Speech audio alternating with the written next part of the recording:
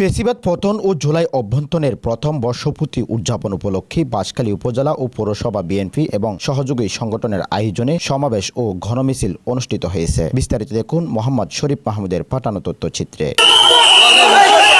8 August শুক্রবার বিকাল 3টা হইতে পৌরসভা বাঁশখালী আদর্শ উচ্চ বিদ্যালয় মাঠে বিভিন্ন ইউনিয়ন থেকে ট্রাক, সিএনজি ও মিছিল সহকারে বিএনপির নেতাকর্মীরা জড়ো হয়। এরপরে বিদ্যালয়ের মাঠ মেয়ার বাজার হতে হাজার হাজার নেতাকর্মীর মিছিলটি উপজেলার গুরুত্বপূর্ণ পয়েন্ট প্রদক্ষিণ করে বাঁশখালী সরকারি বালিকা উচ্চ বিদ্যালয়ের মাঠে গিয়ে সংক্ষিপ্ত সমাবেশ হয়। বাঁশখালীর ইউনোর সাথে আমার সাথে মাত্র 2 বার দেখা হয়েছে।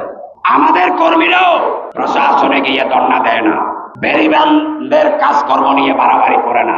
সমাবেশ ও মিছিলে প্রধান অতিথি হিসেবে উপস্থিত ছিলেন চট্টগ্রাম দক্ষিণ জেলা ছাত্রদলের সাবেক সভাপতি ও চট্টগ্রাম দক্ষিণ জেলা বিএনপির সাবেক যুগ্ম আহ্বায়ক মোহাম্মদ লিয়াকত আলী চেয়ারম্যান। এ সময় বাঁশখালী উপজেলা ও পৌরসভা বিএনপি ও সহযোগী সংগঠনের নেতাকর্মীরাও বক্তব্য রাখেন।